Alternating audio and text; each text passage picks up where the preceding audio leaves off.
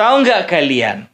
Ku bilang sama kalian kemarin kan, setelah kasus korupsi Pertamina, bakalan ada kasus-kasus korupsi yang terungkap di BUMN-BUMN lainnya. Terbukti sekarang giliran PLN. Terungkap nih Kapan kejadiannya itu, Bung? 2008. Udah lama kali. Aku udah bilang sama kalian, Bapak Prabowo menekankan kepada aparat penegak hukum, baik KPK, baik kejaksaan, baik juga kepolisian, ya, tidak bisa main-main lagi yang namanya korupsi. Mau korupsinya besar, mau korupsinya kecil, mau korupsinya baru, ataupun mau korupsinya udah lama. Tara, mak jreng. Hello guys, ketemu lagi dengan saya di Analisis Sengit. Di channel ini kita akan mereaksi isu-isu perpolitikan tanah air terhangat dan terkini.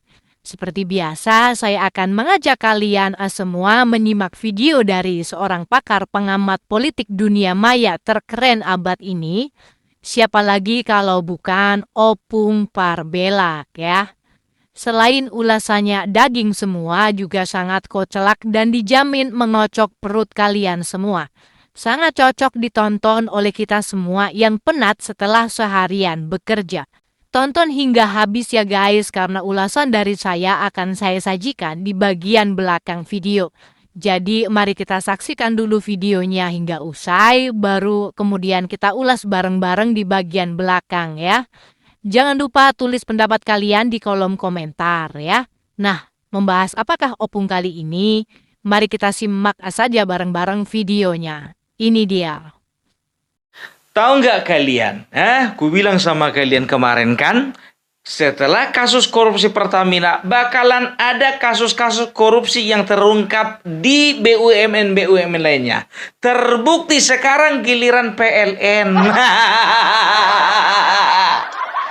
Terungkap nih Kapan kejadiannya itu, Bung? 2008. Udah lama kali. Kasus dugaan korupsi di Pertamina Patraniaga yang nilainya disebut mencapai kuadriliun rupiah diketahui masih dalam proses hukum. Namun, kini sudah muncul kembali kasus baru, yakni kasus dugaan korupsi di PT Perusahaan Listrik Negara atau PLN. Dalam kasus ini, dikabarkan negara mengalami kerugian mencapai 1,2 triliun rupiah. Hal itu disampaikan oleh Wakil Kepala Kortas Tipikor Polri Jenderal Arif Adhiyar saat dihubungi pada Maret 2025. Yang mengatakan bahwa kasus korupsi di PLN tersebut masih dalam tahap penyelidikan.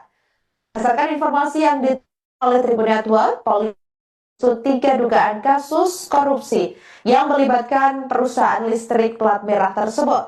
Namun, Arif belum bersedia mengungkapkan lebih jauh konstruksi dugaan dana korupsi maupun pihak-pihak yang telah dimintai keterangan.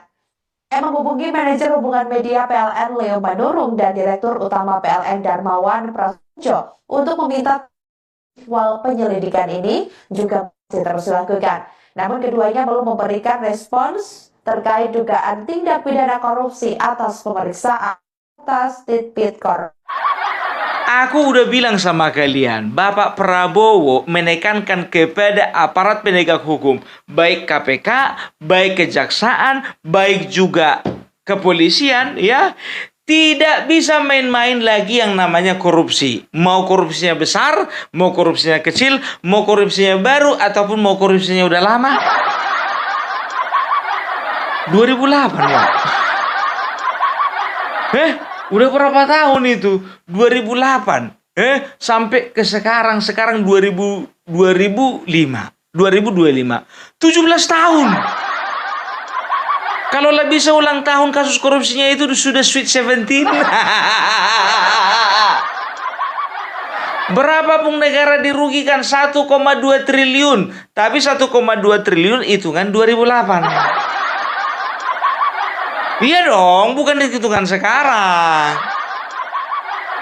Ya, 17 tahun ini kira-kira udah berapa kali inflasi? Bagaimana Bung terjadinya proses korupsinya? Jadi, proses korupsinya itu terjadi 2008 ketika PLN membangun pembangkit listrik tenaga uap di daerah Kalimantan Barat. Nah, ketika itu dibangunlah ini ya proyek besar ini. Ya, ternyata ya oleh karena ada penyelewengan kewenangan, saya ya kemungkinan ini kemungkinan ya mungkin tidak sesuai lelang dengan uang yang diterima. Kan begitu, atau biasanya ya kan, biasanya orang yang mendapat proyek itu keuntungannya setelah dijalankan ternyata kecil. Proyek ini katakanlah misalnya pembangunannya ini selama 5 tahun, setelah 1 tahun baru disadari ternyata proyek ini rugi. Karena apa? Udah sunat dari atas, di tengah, di bawah, paling bawah. Itu analisanya, biar ngerti kita semua. Ternyata proyek ditinggal begitu aja, mangkrak, uang negara udah keluar 1,2 triliun. Aduh, negara. Jadi ini kita harus optimis ya. Jadi bukan karena terkuaknya masing-masing kasus korupsi ini, ya kalian katakan inilah alasan kalian mengatakan Indonesia gelap. Justru selama ini gelap, makanya ini terkuak semua kebenarannya sekarang.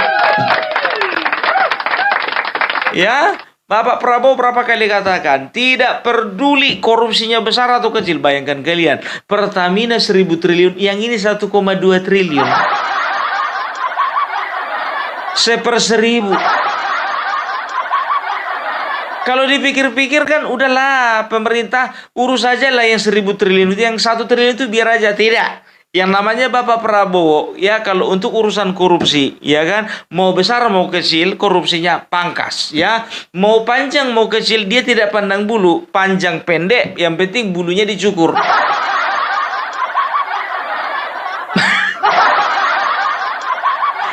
Maksudnya itu, ya kan, ya dia tidak pandang bulu, dia tidak pandang orang. Coba lihat itu, Ridwan Kamil aja digeledah rumahnya.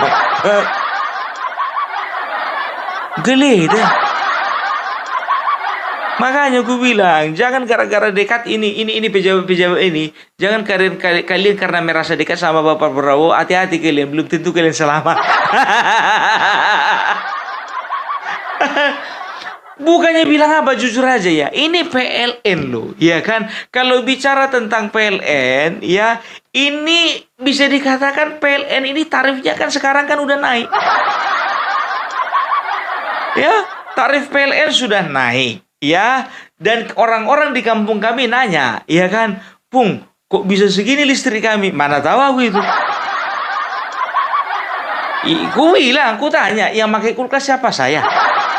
Pakai mesin cuci saya. Pakai setrika saya juga. Kenapa kau tanya sama aku? Iya, membengkak, biar tahu kalian, membengkak. Belum lagi air pump di sekitaran kami, biar tahu kalian, ya kan. Begitu bulan kemarin mungkin tidak ada pemberitahuan ya. Biasanya bayar 200, bulan kemarin bayar 400. Biasanya bayar 150, bulan kemarin bayar 300.000. Aduh, ya ini ku bilang sama kalian ya, hati-hati ya, hati-hati, apalagi BUMN yang menyangkut ya, yang ada di situ kepentingan dari orang banyak. Hati-hati kalian. Itu dia. Jadi memang tidak salah kan? Ya, Bapak Prabowo menginginkan BUMN itu satu pintu, satu payung, ya, di bawah payungnya Danantara. Supaya apa? Supaya gampang termonitor. Nah, inilah dia akibatnya kan? Ini ketahuan Pertamina, ketahuan lagi PLN, kemarin itu ketahuan juga Telkom, sebentar lagi ketahuan semuanya. Nah, ini baru-baru ini Bank Jawa Barat ketahuan, ya kan? Sebentar lagi maunya itu Bang Jateng lah. Ada pula request, Pung, kalau bisa Bang Sumut secepatnya. Jangan dulu Bang Sumut, Pung, kalau bisa Bang DKI. Ya karena apa? Ada sangkut pautnya ini, Pung, sama gubernur sebelumnya. Aduh, tahu kalian minyak goreng? Minyak goreng merek minyak kita kalau nggak salah ya kan. Aku nggak tahu produksi mana itu ya. Jadi kemarin itu ku tengok lah kan, marah-marah lah siapa namanya Pak Amran Sulaiman, ya kan Menteri Pertanian. Ya, diambilnya gelas ukur. Minyak di situ tertulis 1 liter ya kan, atau bisa dikatakan apa namanya 1000 mililiter kan begitu. Rupanya begitu dicek di gelas ukur cuma 750. 750 mililiter. Coba bayangkan kalian, sekelas minyak goreng. Berapa ruginya masyarakat, coba bayangkan kalian dulu. Dibilanglah itu ada apa namanya merek minyak kita itu adalah minyak murah. Murah lah kalau dikurangin timbangannya. Jadi kalau ku bilang ini nggak akan ada lagi yang semangat ini, hati-hati lah kalian. Ya kan? Jadi aku mau bilang sama kalian ya, untuk teman-teman dimanapun kalian berada, ya kemarin itu kan jaksa muda penuntut Jampitsus, jaksa muda penuntut pidana khusus, jaksa muda pidana khusus mengatakan ya, kepada rakyat Indonesia, masyarakat, setialah kepada produk Pertamina. Pakailah bahan bakar yang keluaran Pertamina. Sekarang begini, nggak perlu Pak dibilang begitu Pak, memang itunya kami pakai. Mau nggak mau. Ya mungkin di kota-kota besar ada Shell, kan begitu. Ada Chevron, kan begitu. Masalahnya di kampung kami Pak, nggak ada selain Pertamina. Maunya Bapak bilang ya untuk masyarakat perkotaan gitu. Kalau perdesaan ini semuanya pakai Pertamina Pak. Mau 1000 kali dioplos pun itu tetapnya kami pakai. Di beberapa daerah di Jawa sananya banyak orang bilang nggak usah lagi dipakai Pertalite, nggak usah lagi dipakai Pertamax. Jadi pakai apa? Iya kan? Jadi kalau di kampung kami ini jujur aja mau 1000 kali pun itu dioplos Pak, tetapnya kami pakai. Risiko kami tanggung sendiri. Iya kan? Itu dia. Ya jadi ini udah mulai terungkap nih satu-satu. PLN, Telkom kemarin bulan 1 kalau nggak salah Telkom. Ya cuman kecil-kecil kali. Ya 1,2 triliun. Apa nggak bisa lebih dari situ kalian apa? Kalian makan uang rakyat itu. Lihatlah Pertamina itu kan mantap, itu 1000 triliun. Udah ditangkap nggak kaya-kaya.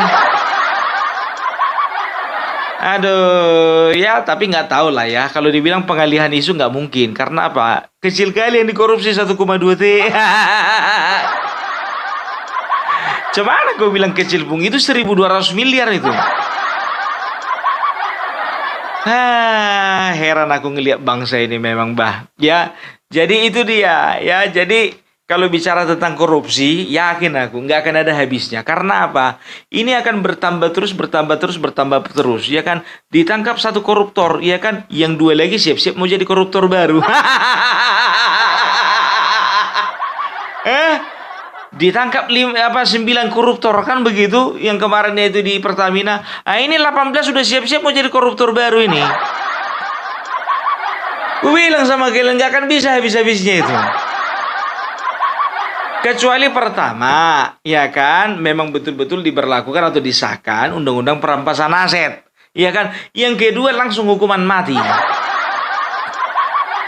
Antara dua ini aja, ya. Itu dia. Tapi jujur aja lah gue bilang, koruptor ini ya bisa dikatakan kalau bicara tentang hukuman perampasan aset sama hukuman mati, lebih takut orang ini sama hukuman perampasan aset. Kalau hukuman mati nggak takut orang ini. Karena pada dasarnya koruptor ini nggak takut mati tapi takut miskin.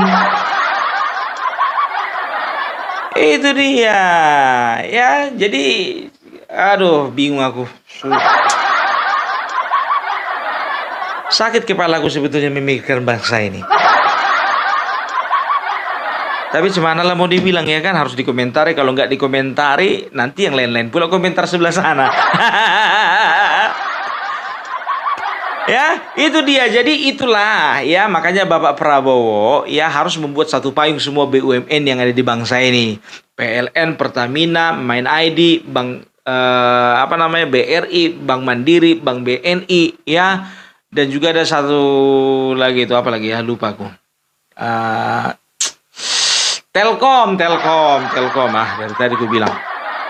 Itu dia. Ya, jadi gampang gitu. Memonitornya itu gampang ya. Jadi walaupun sebelah sana mengatakan bahwasanya Prabowo ya sedang mengumpulkan ya harta kekayaan untuk diolah sendiri, itu bohong itu. Itu omongan apa namanya? Omongan-omongan manusia-manusia yang apa namanya itu, SDM rendah.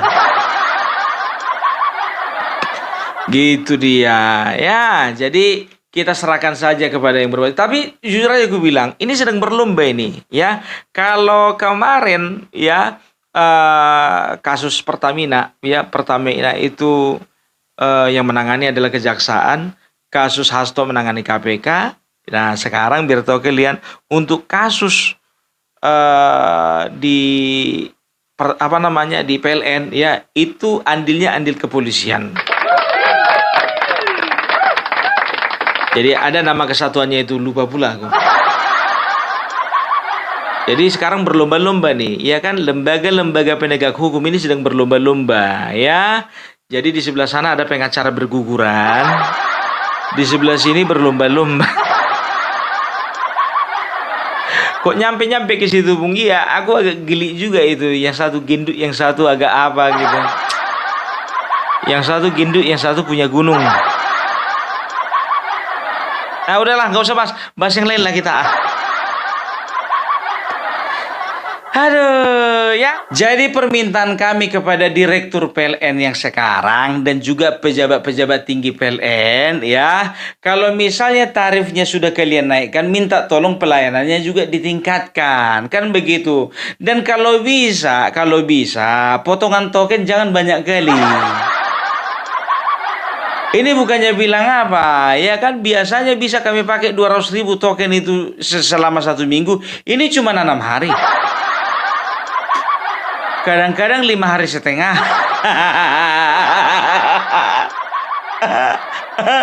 Aduh. Dan ini sebetulnya tahu enggak kalian, kalau tarif listrik begini tingginya, ini akan mengancam produksi dan juga pendistribusian mobil listrik di Indonesia. Nggak bakalan ada yang mau pakai mobil listrik. Karena apa? Mobil listriknya aja udah mahal.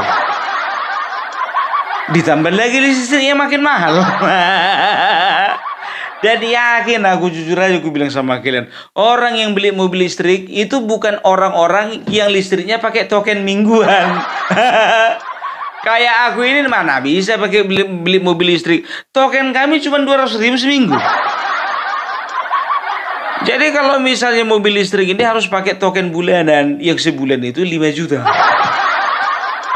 Baru cocok beli mobil listrik. Bayangkan kalian lah dulu contohnya, ya kan? Kalau sempat yang 2 minggu, yang seminggu 200.000, dicolok lah misalnya contohnya mobil listrik itu. Mobil listrik itu mengisi itu bukan setengah jam, 4 jam. 4 jam, 5 jam, kadang-kadang ada sampai 10 jam. Kan begitu, nengok mereknya lah. Kalau merek-merek murah itu masa sampai 10 jam. Kadang sampai 12 jam. Tapi kalau merek-merek canggih, contohnya Tesla, oke lah, kan begitu. Iya kan? Makanya aku bilang, kalau sempat pakai token mingguan 200.000, langsung dihisap. Begitu dicolok, ya kan, 2 jam ngecas, bunyi dia tit.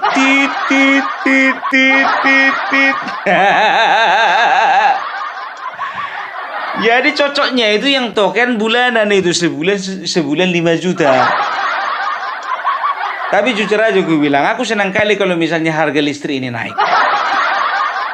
Kenapa bilang? Biar jangan ada orang pakai mobil listrik. Coba bayangkan kalian, kalau sempat mobil listrik, ya, semakin banyak contohnya berkeliaran di jalan raya, ya kan?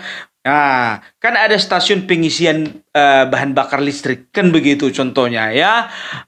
Jadi kalau misalnya satu mobil 4 jam, kalau 10 mobil yang ngantri berarti 40 jam. Oke, katakan misalnya satu stasiun itu ada 5, kan begitu. Kalau 5-5-nya ngisi,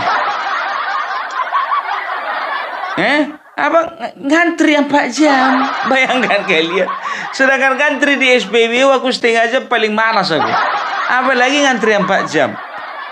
Ya itu makanya aku bilang nggak ya kalau aku bilang kalau di Indonesia ini masih belum cocok itu mobil listrik. Katakanlah kalau kota-kota besar sana oke lah Jakarta, Surabaya, Bandung nggak apa-apa lah ya kan. Tapi kalau kayak di kampung kami, makanya bisa dikatakan kalau untuk mobil listrik prospeknya di Indonesia ini secara meluas kayaknya kurang. Itu dia, ya kan? Tapi ya itulah dia ya, semuanya itu teknologi itu ya ada plus minusnya, kan begitu. Plusnya itu kalau namanya mobil listrik, kendaraan listrik ya tidak akan apalah, tidak akan ada lagi polusi udara, kan begitu. Ya kan? Ya masalahnya bayar listrik ini yang bengkak, kan begitu. Tapi nggak apa-apa lah bayar listrik bengkak, yang penting udara tetap segar. Itu dia ya, jadi kita lihat aja, kita doakan saja ya satuan dari kepolisian yang menangani masalah korupsi di Pertamina di PLN ini boleh bekerja dengan baik sesuai dengan SOP ya. Tapi kenapa sih yang kecil-kecil korupsinya dikasih sama polisi? Yang besar-besar yang megang KPK, kejaksaan. Karena memang kebetulan juga kepolisian yang menangani itu dari awal pula. Pokoknya kita acungi jempol untuk kejaksaan, KPK dan juga kepolisian. Polisi sana mau gini-gini. Oknum. Ya tapi bukan dia sendiri, bukan ada lagi nih. Oknum, cuman berjamaah, makanya kelihatan banyak.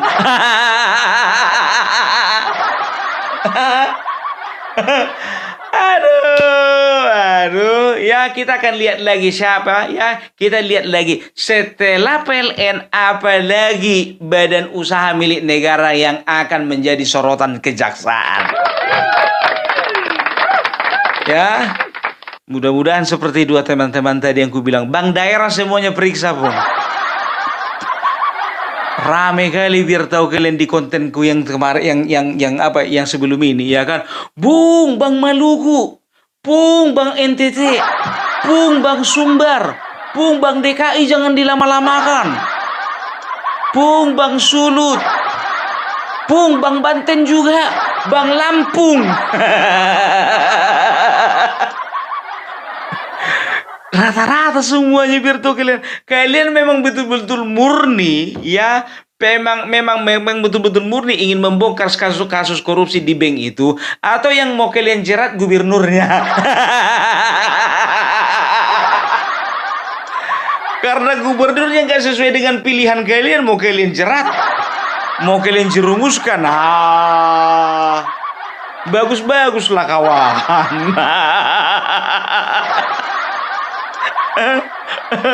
Aduh, ya udahlah kalau kayak gitu ya. Itulah dulu dari Opung Parbelak ya. Salam NKRI harga mati.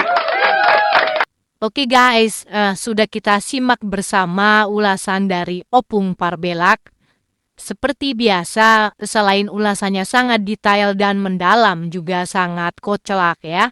Selalu memocok perut. Jadi walaupun berlama-lama kita menyaksikannya, tetapi kita tidak akan pernah merasa bosan ya. Dari awal sampai akhir isinya daging semua. Jarang loh yang isinya daging semua macam kayak gini, iya kan? Dijamin plok. Hahaha. Oke guys, dalam video yang barusan kita saksikan, Opung Parbelak mengulas tentang skandal dugaan korupsi yang kembali terungkap di salah satu BUMN ya, kali ini menimpa PLN. Kasus ini dikaitkan dengan proyek pembangunan pembangkit listrik tenaga uap ya, PLTU di Kalimantan Barat yang sudah berjalan sejak 2008, tetapi diduga mengalami penyimpangan anggaran sehingga negara mengalami kerugian hingga 1,2 triliun rupiah. Ini tentu menjadi tamparan keras bagi pengelolaan BUMN ya guys, terutama karena kasus-kasus serupa juga telah lebih dulu mencuat di Pertamina dan Telkom. Dari segi kronologi, Opung tadi menyoroti bagaimana dugaan korupsi di PLN ini menunjukkan pola yang sama dengan kasus-kasus sebelumnya, yakni penyunatan dana dari berbagai tingkat. Jika kita gunakan teori fraud triangle ya dari Donald Creasy, ada 3 faktor utama yang memungkinkan terjadinya korupsi. Pertama adalah tekanan, kedua adalah peluang, dan yang ketiga adalah rasionalisasi. Dalam kasus ini, bisa jadi tekanan berasal dari target keuntungan yang tidak realistis ya. Peluang muncul akibat kelemahan dalam sistem pengawasan dan rasionalisasi dilakukan dengan berbagai alasan seperti ini sudah biasa atau yang lain juga melakukan ya. Opung juga membandingkan angka kerugian PLN ini dengan kasus di Pertamina yang mencapai 1.000 triliun rupiah ya dalam 5 tahun terakhir. Analogi yang digunakan cukup menarik bahwa jika 1,2 triliun itu dibandingkan dengan 1.000 triliun, bisa saja orang berpikir untuk fokus pada yang besar dan mengabaikan yang kecil. Namun sebagaimana pepatah mengatakan, sedikit-sedikit lama-lama menjadi bukit, ya kan? Maka satu demi satu kasus seperti ini tetap harus ditindak tanpa pandang bulu. Inilah poin penting yang ditekankan oleh Opung ketika mengutip sikap tegas Prabowo dalam pemberantasan korupsi tanpa melihat besar atau kecilnya nilai korupsi. Salah satu hal menarik dalam ulasan Opung, maksudnya adalah salah satu hal yang menarik dalam ulasan Opung kali ini adalah bagaimana ia membahas dampak dari kenaikan tarif listrik terhadap masyarakat umum. Ini menjadi relevan karena dalam ekonomi mikro ada konsep elasticity of demand ya, yang menunjukkan bahwa jika harga suatu barang atau jasa naik, konsumsi bisa turun, kecuali jika barang itu termasuk kebutuhan primer seperti listrik. Di sini kita melihat bagaimana masyarakat tetap harus menggunakan listrik meskipun tarifnya naik dan efek domino bisa menjalar ke berbagai sektor ya, termasuk daya beli dan pertumbuhan ekonomi. Selain membahas korupsi di PLN, Opung tadi juga menyentil kasus-kasus lain seperti Telkom dan bank daerah yang mulai menjadi sorotan. Ini memperlihatkan bagaimana lembaga penegak hukum kini saling berlomba untuk mengungkap kasus korupsi. Dalam ilmu politik ini bisa dikaitkan dengan konsep bureaucratic competition ya. Kalau misalnya salah baca ya tolong dimaklumi ya. Artinya adalah berbagai lembaga saling bersaing untuk menunjukkan performa terbaiknya di hadapan publik. Ada juga bagian yang sangat menggelitik ketika Opung menyinggung kenaikan harga listrik dan bagaimana masyarakat di kampungnya merasa kebingungan menghadapi tagihan yang lebih tinggi. Ungkapan mana tahu aku ya yang disampaikan dengan nada humor menjadi representasi dari kebingungan banyak rakyat kecil yang tidak punya kendali atas tarif listrik tetapi tetap harus membayar apa adanya. Ini mengingatkan kita pada konsep power asymmetry ya dalam teori sosial, yaitu masyarakat kecil seringkali tidak memiliki daya tawar terhadap kebijakan ekonomi makro. Bagian yang tidak kalah seru teman-teman ya, adalah pembahasan mengenai mobil listrik dan bagaimana tarif listrik yang mahal bisa menghambat adopsinya ya. Dalam konteks ini, teori diffusion of innovation dari Everett Rogers bisa digunakan untuk menjelaskan bahwa adopsi teknologi baru seperti mobil listrik sangat bergantung pada biaya dan manfaatnya bagi pengguna awal. Jika biaya terlalu tinggi, maka adopsinya akan lambat, sebagaimana yang dikhawatirkan oleh Opung. Terakhir, Opung juga menyoroti kemungkinan adanya motif politik di balik pengungkapan kasus-kasus ini. Seperti kata pepatah, tidak ada asap kalau tidak ada api. Tentu menarik untuk mempertanyakan apakah ini murni upaya penegakan hukum ataukah ada agenda politik yang lebih besar di baliknya. Namun pada akhirnya yang terpenting adalah bahwa upaya pemberantasan korupsi tetap harus berjalan dan para pelaku harus mendapatkan hukuman yang setimpal. Bagaimana menurut kalian? Setuju nggak dengan apa yang disampaikan Opung dan sedikit ulasan di bagian belakang barusan dari saya? Silakan tulis pendapat kalian di kolom komentar. Oke guys, demikian dulu nonton bareng bersama kami dan sedikit ulasan di bagian belakangnya. Jangan lupa terus ikuti kami dengan cara klik subscribe, like, dan share ya. Kita jumpa lagi di konten-konten berikutnya. Salam akal sehat.